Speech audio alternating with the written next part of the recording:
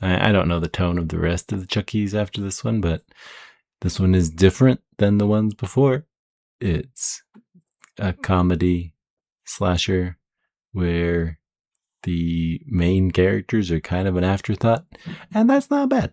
I think Katherine Heigl and what's-his-face don't really need as much screen time as Brad Dourif and Jennifer Tilly. Mm-hmm. Well, and even then, it's only their voices that are getting most of that screen time. Yeah. I agree. I think this is quite the surprising turn for the franchise.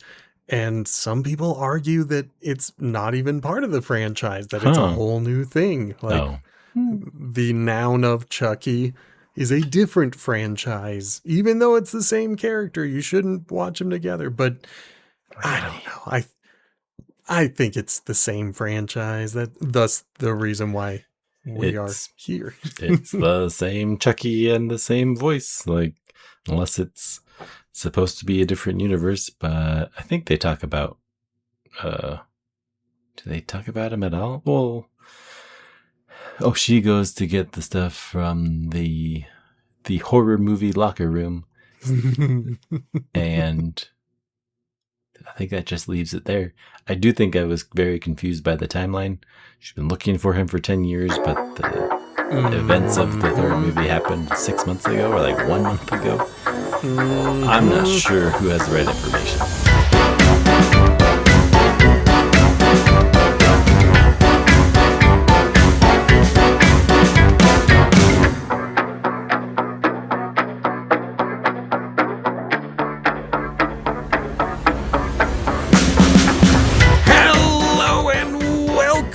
Potato Chip Pictures, the movie franchise review podcast. I am B. Sammy Davis. Hi, Justin again. And today we are looking at 1998's Bride of Chucky. Justin, tell us about this movie, please. No, I refuse to tell you about the 1998 Bride of Chucky film directed by Ronnie Yu, but still screenwritten by Don Mancini. Producers David Kirshner and Grace Gilroy. I guess David skipped the third movie somehow, but came back in. I think he'll be with us for a while. They had a budget $5 million more than the previous return of Child's Play 3 at $25 million. They managed to double it. That's a bit of a gamble. I mean, they had made, 50, 90, almost $100 million by then, but that was over the course of 10 years. And 3 movies. Yeah. But all of those movies had a budget of $13 million, and now we're jumping up by $12 million, nearly double, going to $25 million. So, yeah, like, I think it's no small thing that they doubled the return, which I think I spoke over when you were saying. I wonder if they, like, I guess they had to make 2 dolls, but I don't feel like that would double the budget. They didn't really have any big names. I kind of don't know what else Tilly is in. Yeah, it was. I hate to say it, but it does feel like a lot of B movie actors. Yeah, like Heigl has since gone on to be a big name. I feel like this was probably really early. Maybe they spent it all on John Ritter, all 60 seconds of them. Combined. Yeah, well, and it's interesting. You mentioned it earlier. They really leaned on comedy, and arguably, at least Chucky 1 and 2, I thought were pretty funny. Chucky 3 just kind of sucks. Like, it's just bad. The comedy comes from what you deliver, the punchlines you give it. And this one, I don't know. I feel like they said, let's use the horror to add to the punchlines. The jump scares are going to be in service of a joke. Yeah. The antagonists would rather, make silly wordplay and then kill people. The whole point is them plot getting to a necklace that he was wearing, quote unquote, in the first movie, I'm like, I feel like this is misinformation. I don't think he was wearing that at all. But also, as a B movie, why care? Yeah. But there's definitely some historical revisionism going on with this franchise in this movie. Like, they acknowledge the sequels, but the joke is it'll take 3 or 4 sequels to properly tell this story. There were only 3 sequels, this being the 4th one. But there was a moment where I jumped online to be like, Child's Play 4, just to make sure that we didn't miss like a TV one in movie between there or something. Yeah. I would not know. So I think in terms of following the plot is in the background of Chucky and I lost her name. Tiffany? Yeah, Tiffany. Becoming their full-fledged monsters and killing people who think that they aren't alive. I try to think they end up kidnapping Katherine Heigl. So I feel like they show them that they're alive. Mostly just those two. They show those two, but it's very late in the movie. Yep. And the only other people who ever see them alive are the people who are about to die. Yep. And I really like that. I've got to say, the biggest charm to this franchise is the fact that dolls can't kill people. They're dolls. They're plastic. They don't kill people. And so why would anyone ever believe someone who says this is a killer doll? Like, I can put myself in this universe and be like, yeah, who's going to believe that this is a killer doll? Yeah. Where some dolls are unnerving to look at, you still don't quite think that they're going to murder you. Yeah. I was about to say, maybe we'll get emails from people who are like, no, I swear, they're real. And speaking of unnerving, I gotta say, 10 out of 10 on both puppet designs. But obviously the first one we get is the reconstructed Chucky, who obviously went through those blades, the fan, like that's how he gets his battle damage. I feel like it was a nice way to remake the doll a little creepier and kind of go along with the fan dismemberment, because he got chopped up to a lot smaller pieces, but this is fine. We're here to make a movie. She's using a lot of new parts. Like, we do see her grab a doll arm, a brand new one. So there are some parts that were unaccounted for. Oh boy. Oh man. And yes, I also have to agree with you on the very opening with all of the Easter eggs of the other horror franchises having the same evidence locker. Yeah. That's a cute touch. And it is a wink and a nod to the audience to be like, this is going to be a different type of horror movie. Just go on this ride with us. We promise you'll have fun.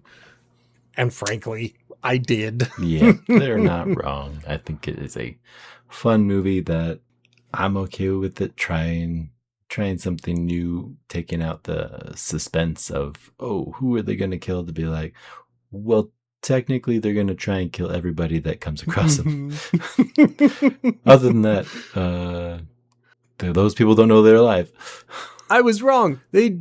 Chucky did reveal himself to someone who is still alive when he decided to flip off a stoner for no reason. Oh, yeah. So even if they're not killing you, they're still mean. Oh, yeah. That's...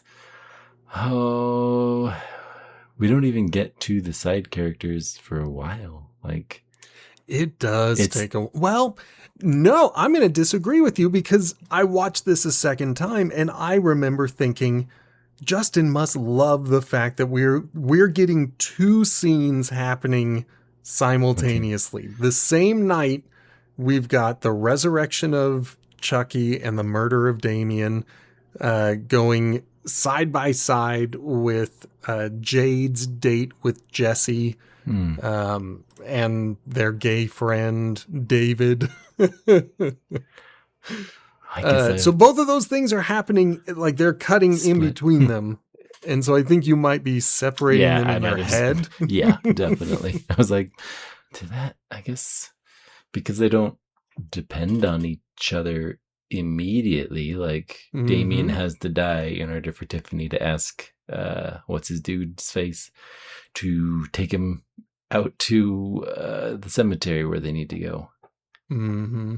But Tiffany is still not doll for him.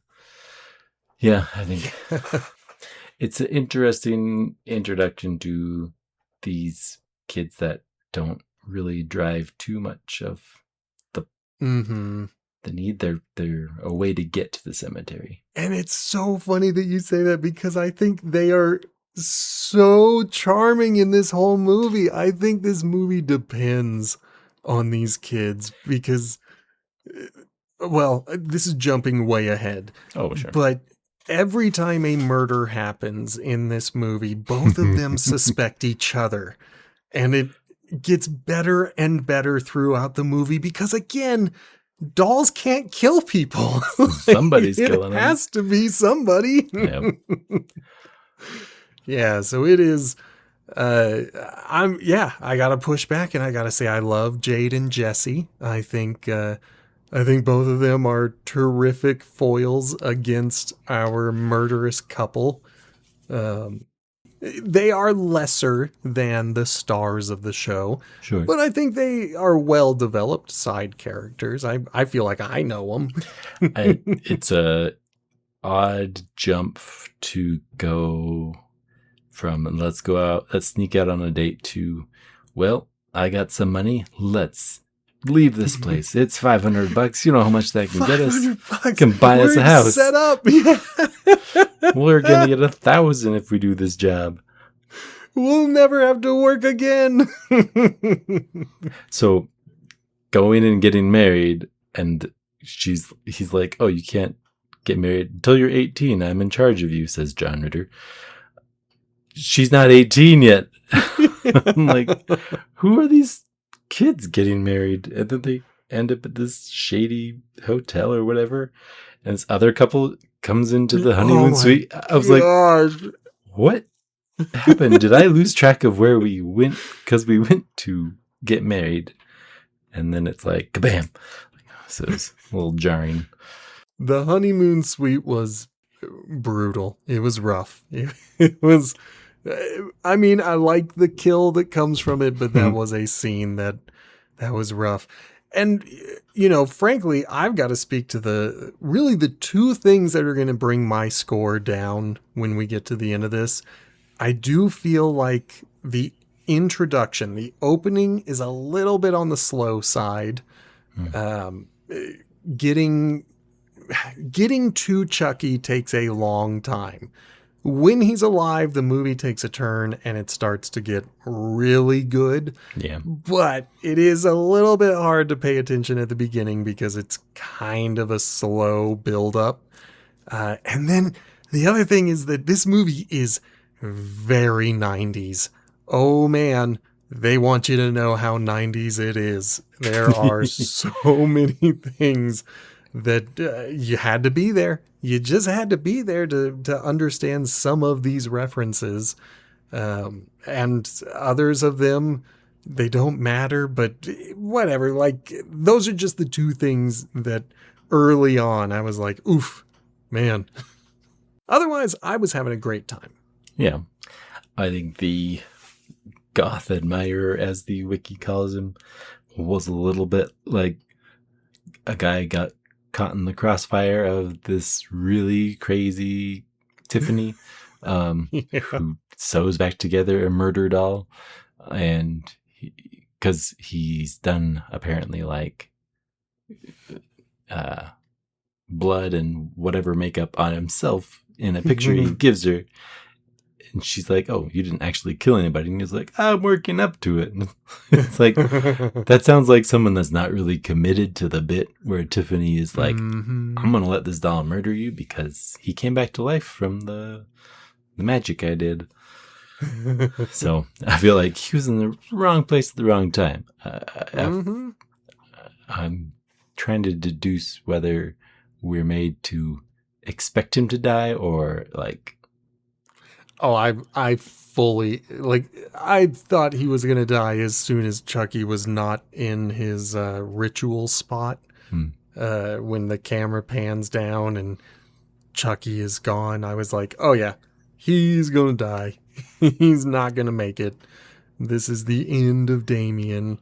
So I was just waiting for Chucky to show up. Like, at that point, I knew he was going down, and I just was waiting for Brad Dourif's voice to come in, you know?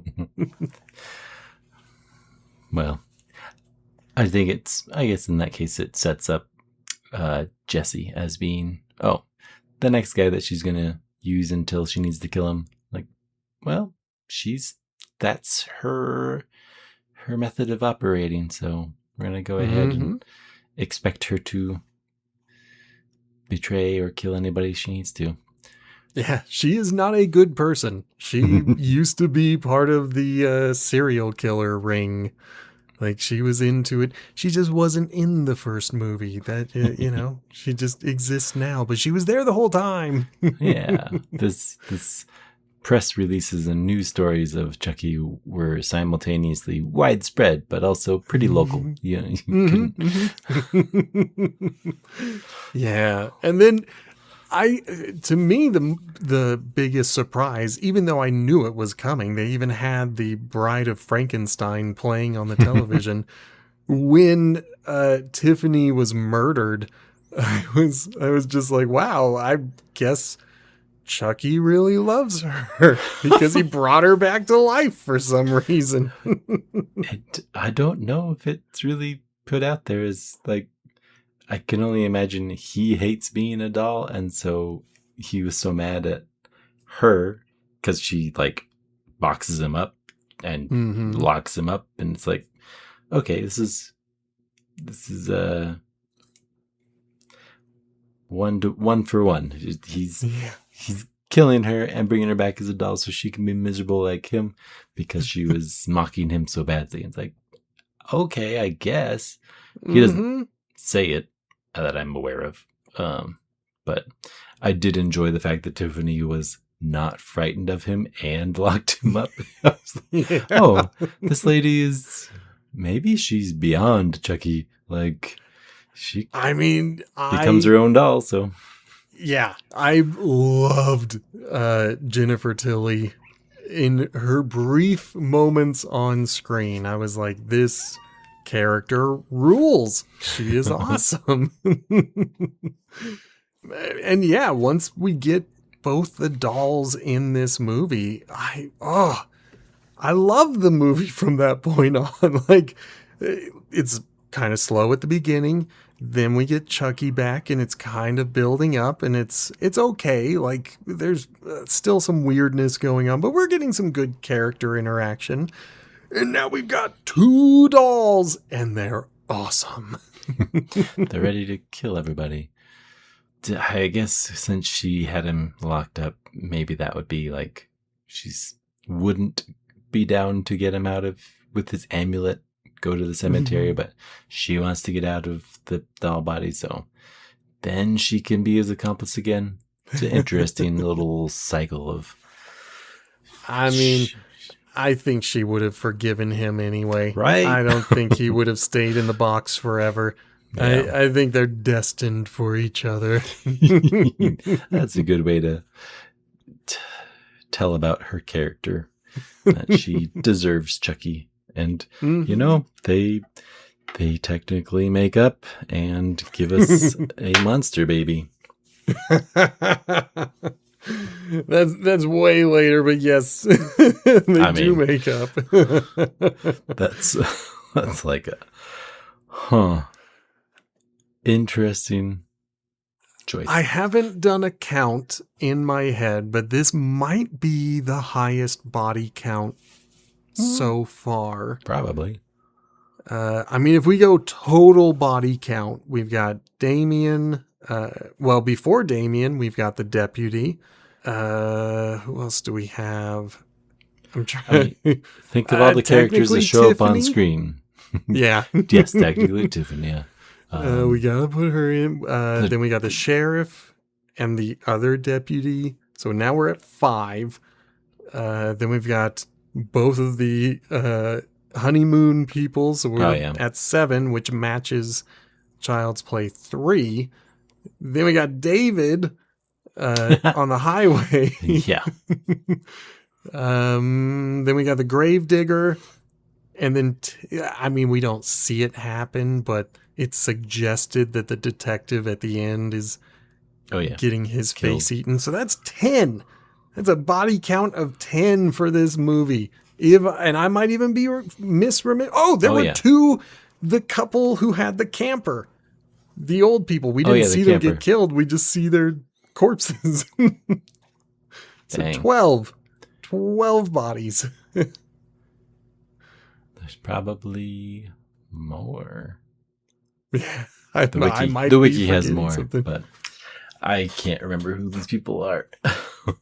Yeah, and those are the 12 that I remember, and there could be more. There could be others that I'm forgetting because does he doesn't actually kill Jesse. He just throws a knife, stabs him in the back, and then they trade. I'm like, hold on. You're not allowed to do that. Oh man, it's silly. But he survives the movie. In fact, he's better when the knife is pulled out of his back. All better. And then Jade never takes any hits except the RV accident. So she survives. David doesn't make it. The dad doesn't make it. I'm trying to think of anyone else. I mean, the motel maid made it. The lady from Hocus Pocus. She survived. Hocus Pocus. Oh, yeah. Yeah. That lady. On It's screen. like, how could you forget this cameo? Well, I actually didn't recognize her until you said that. I know that I recognized her, but I did not place her in Hocus Pocus. So I was like, I couldn't remember her face watching the show.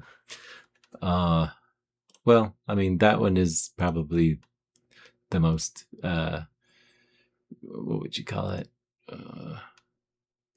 Prop design specific murder, because I assume it's not CGI. I assume they put all those things onto 2 actors and got it all set up and got it all placed, and it looks impressive. I will give it that.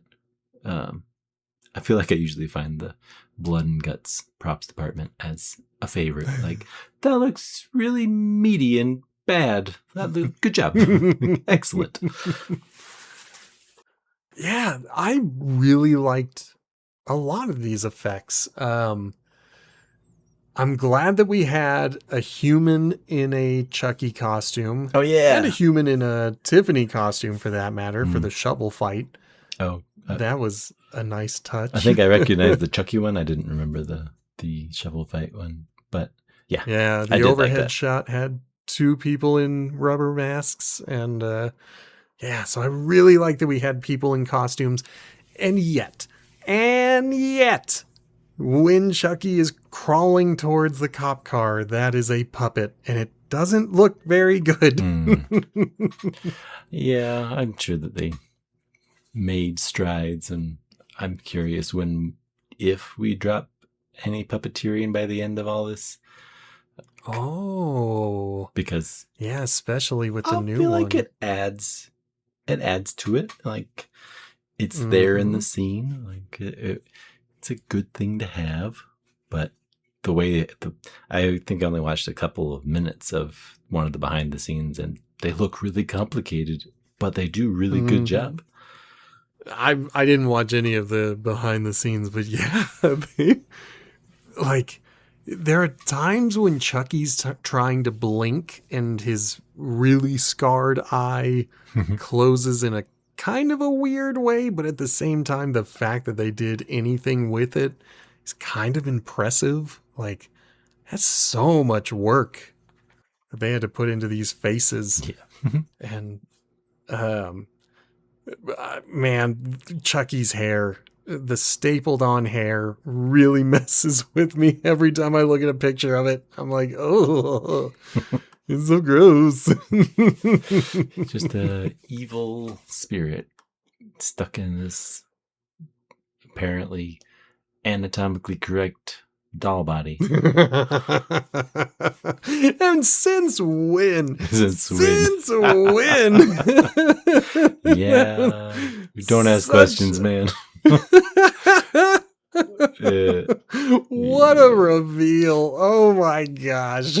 Well, I mean, I feel like it's there where this is called Bride of Chucky and all of the weddings and things.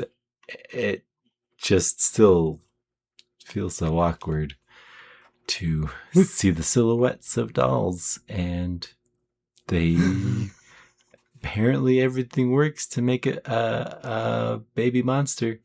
So that's what we get. And I don't know if this was like a set thing. They decided after the movie to be like, yes, we're going to do Seed of Chucky next. But oh, I'm sure. I am sure like that was planned. From here? Okay. I was like, oh yeah. I think that was one of those things where they were like, we're gonna make 2 movies, and even if this movie bombs, we're at least going to show them a baby Chucky. Like we're gonna guarantee a sequel by at least teasing baby Chucky. And so yeah, I think this was written with a sequel in mind, even if it wasn't greenlit. I imagine that, who is it? Don Mancini. I think he was scribbling down notes at least for Seed of Chucky. That's where I stand. I can't imagine what they get up to in that one with 3 of them. Well, yeah, it'll be a family affair. In this one, I feel like the plot is to get bodies back. They hitch a ride with these kids. There's kind of not too much more to it. It's just the vehicle for the slayings, like, yeah, and the it's scares. A road trip movie. The jump scares. It's a road trip movie, just like any other road trip movie. Trying to get somewhere. It's like, okay, yeah, they get stopped by and the these cops. are the adventures that happen along the way. They gotta blow up the cop car. Adventures, yeah, their adventures involve explosions, and glass shattering, and a lot of murder. I think maybe for the future ones, and I mean this one, what I enjoyed, I do mostly enjoy the jump scares where you're expecting them to show up, and there's a couple of beats, and they finally show up, and they generally are terrifying. So it's effective, and even though it's the trope of, oh, they're gonna pop out of the dark oven, wait for it, and there they are. Yes, scary. Yeah. And there were some times when the jump scare would be late, specifically the oven. Like, you keep expecting it to happen, and it doesn't happen, and then it finally happens. And at that point, I was like, oh, come on, you're late. Like, you were supposed to be here seconds ago. I don't know if that's meant to be funny. I don't know if that's meant to be anything. But it was what popped in my head, where I was just like, this movie keeps trying to lead me in one direction and then steer me in another direction. The death of the stepdad, the sheriff, when Chucky grabs a knife and Tiffany starts making fun of him for it. I was like, this is hilarious. And then for her to be like, you gotta improvise. It's the 90s. It was fun. I enjoyed it a lot. And that's how I feel about so much of this movie is like, even the jump scares feel funny at times. It's really only the RV that kind of dips back into horror territory where it's like, let's try to be scary again. But building up to it, I don't think there was a single moment where anything got close to scaring me. I thought everything was funny. Yeah. Compared to scary, yes. Oh, I'm trying to think of any scary ones. I think that I thought that John Ritter was dead in the seats. Like, sure, he dies pretty soon after that, but like all that blood and stuff, I thought he had died. And I thought it was such a quick use of that actor. So that part was a effective jump scare because I did thought that he was dead. But yeah, I'll agree on most of the rest are just comedy. I think David's death is the funniest of them all. I think and that one is a CGI death. Because I feel like it's like the color and camera work that makes it funny. Yeah. It's like bright sunny day.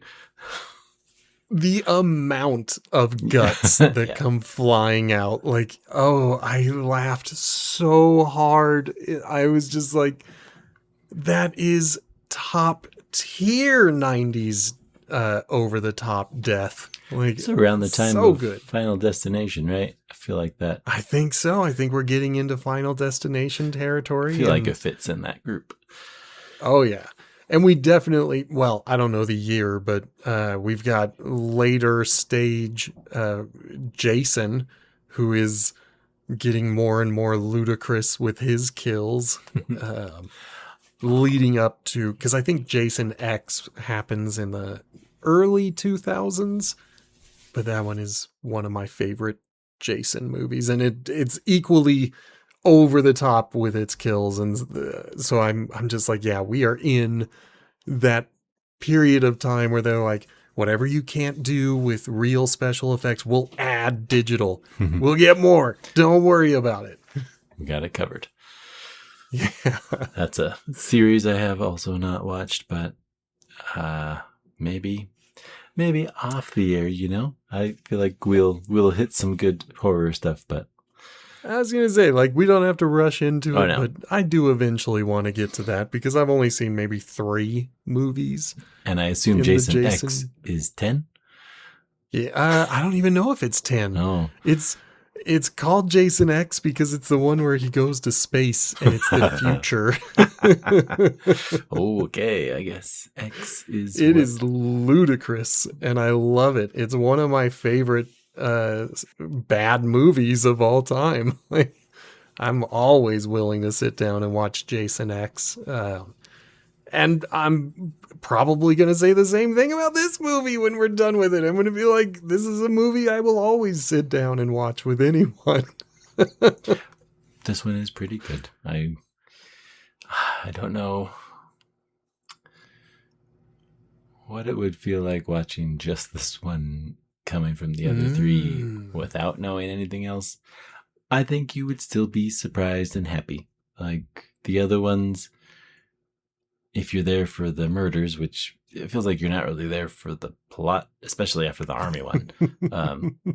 If you're just for the murders, guess what? We got Bride of Chucky, and it's going to knock your socks off. Like, yes. Okay. Now, I just realized the other thing that's going to kind of keep my score down, and that is the finale. While I do enjoy the RV crash, I do feel like the movie turns towards being more serious from that point on. That's where we get Tiffany in the oven. That's where we get the explosion of the RV. But I do feel like the movie takes a pretty dramatic turn in a shift in tone. Yeah. And I'm just like, I don't know. You were doing pretty good. You didn't need to go into like full horror. Yeah, they're trying to put their bodies in the other guy's bodies. And now I'm trying to remember the cycle of events, because how does Chucky actually die? Does he get burned or stabbed? Shot. Yep, he gets shot. And he says what I thought was actually a pretty great line, where he was like, I always come back. Yeah. But then he's like, but dying sucks. Like that's the part that I don't like doing. But he is going to return. And I was like, okay, that's fair. You know what? Screw what Justin said. He will always come back. Now that I read, I'm remembering that Tiffany has a change of heart and goes after Chucky because she's just horrified by being a monster. Like, now this is, I know. at this point, too much. All the way at the end when you're burned beyond recognition and barely able to walk. But at least we got a cool shovel fight out of it. That was fun. Also, props to the gravedigger for apparently being able to get this whole thing dug out before Jesse and Tiffany could show up. Seemed like a very fantastic hole. Oh my gosh. Yeah. It's like Perfectly flat along the edges. yeah. I do think it's funny that Chucky gets thwarted by being tossed in somewhere and the ladder taken up after him or before he can get out, because he's been kind of able to escape most things, but we'll hit him with his physical limitations so that he's stuck. Yeah. I have a little bit of a beef with Tiffany and her wildly oscillating energy levels. Like when they get there, she can barely stand, and so when they do the hostage trade, she's like limping over there. But then she's got a surge of energy for a full shovel fight, and then she's weak again until she gets stabbed through the belly. And I was just like, man, lady, like, what happened? Like, can't you even this out? Can't you find a level zone to play in? Gotta fight because we need to fight one more time. Yeah, it's an awesome shovel fight. I'm not going to complain about the shovel fight. But, you know, she's not really dead. Oh, and then the unsung hero of this whole movie is the detective who has appeared in every single news alert that has been shown throughout this whole movie. In charge of the investigation. And he gets rid of his partner because he shows up alone to the cemetery. Oh, it's not going to go well. Well, feels like the tie up the loose ends. He makes it a happy ending for the happy couple, whose uncle is still dead somewhere on the road. But their names are cleared over the radio. The lieutenant says, "Oh, they're fine. Don't worry about them." Does he say that Chucky is alive? Because that would actually help. Oh, no. He doesn't say anything. When I came away from the movie, I was sitting there thinking, there is no evidence that those kids are cleared. Like, if they show up to the cemetery and the detective is there dead, then of course the first people they're going to suspect are the people that he called to clear. Like, maybe he was being held under duress. Maybe that's where it starts. I don't know. Yeah, we don't know what's in the next one. It could be anything. Overall, I think this movie is really special. There are some small things, but I gotta say, I kind of liked it a lot. I really did. I think it sits pretty close to the first one. The first one was new, and this one they did another new thing to the character. So it's well, to the way that the movies work for this character. Yeah. And so then before we get to the reviews, I just have to ask you your opinion now that we have experienced the Child's Play trilogy and we are stepping into these movies beginning with Bride of Chucky. What camp do you fall in? Is this a reboot into a new franchise or part of the same franchise as before? I can understand the arguments that I haven't read because the genre has changed. It's the same character, but we're kind of just loading all of the characters to be killed, and I'm sure that it's going to just be what different ways can he invent and improvise to get out of a jam or get whatever he needs. Overall, I think it's still Chucky universe. I think this is the same voice. It's the same doll.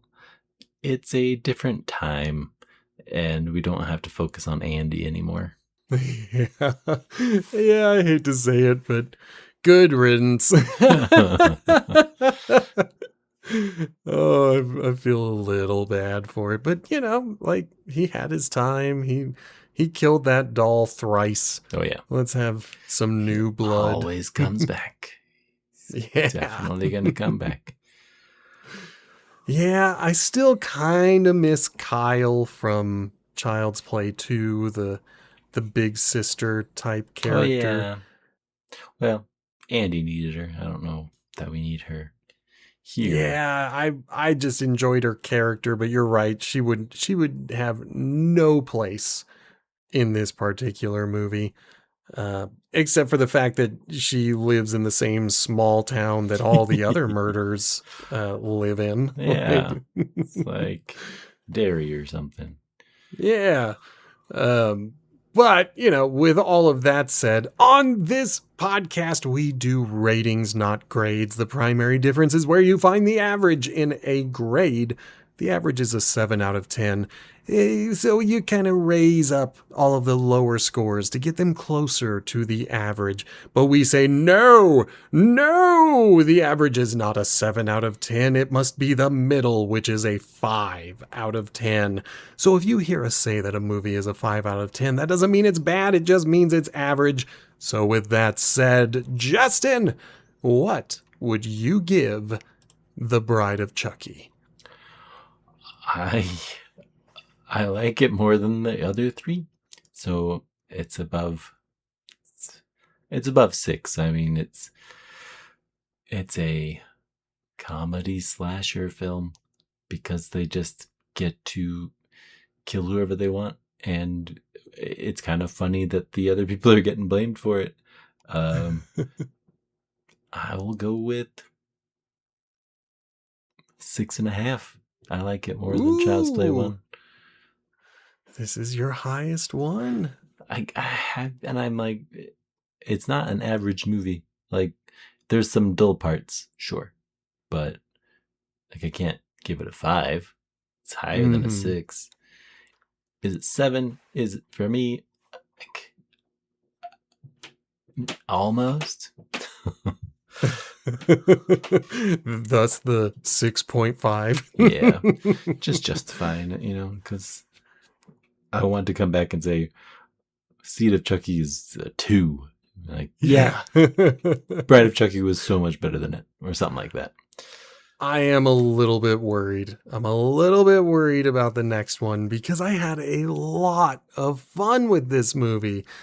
And, I was really flirting with a higher score at one point.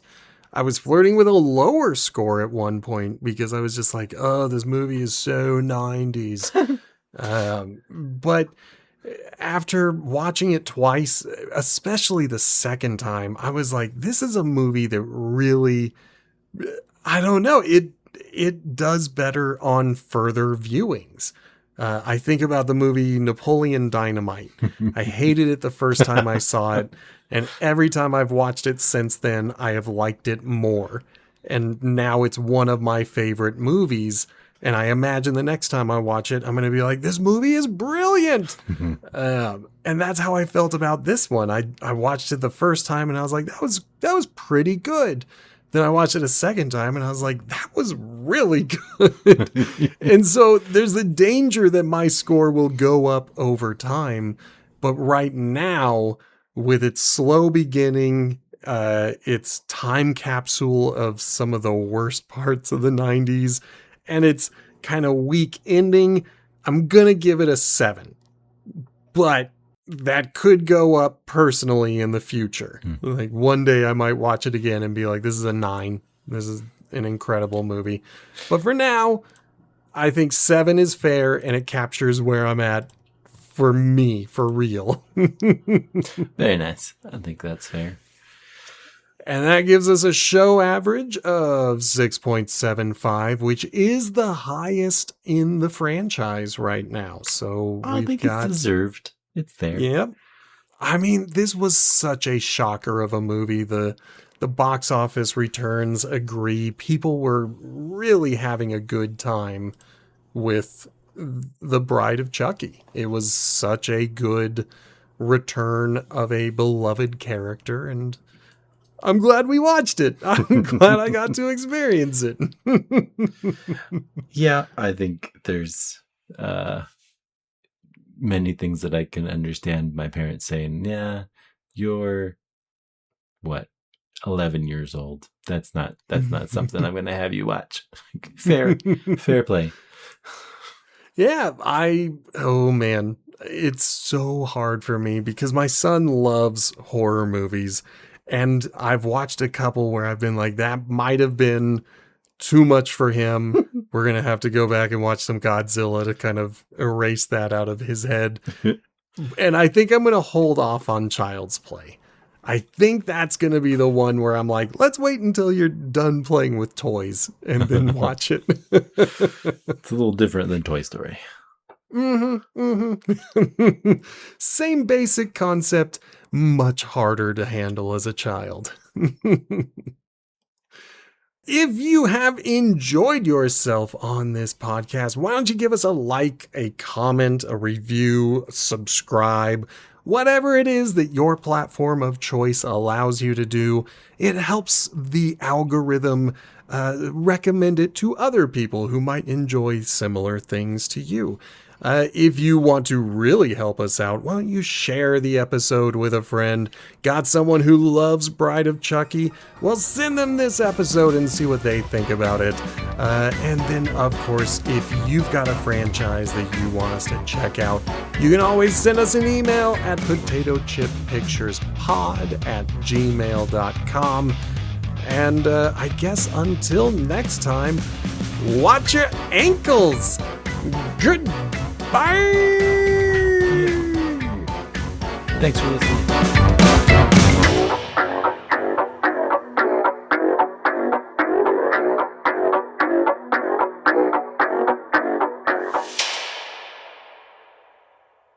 I am happy I enjoyed that one because it's kind of I never watched this before, and I feel like the reputation is that it's a nutty movie. And yeah, it was. Yeah. It's kind of wild. Let's make a comedy one where the dolls kill people and blame it on some of the teenagers. I feel like the teenagers kind of only necessary for that. Because it felt a lot like, oh, here's a trope. Teenager getting out of the house from a dead parents, uncles, overbearing, like all of this.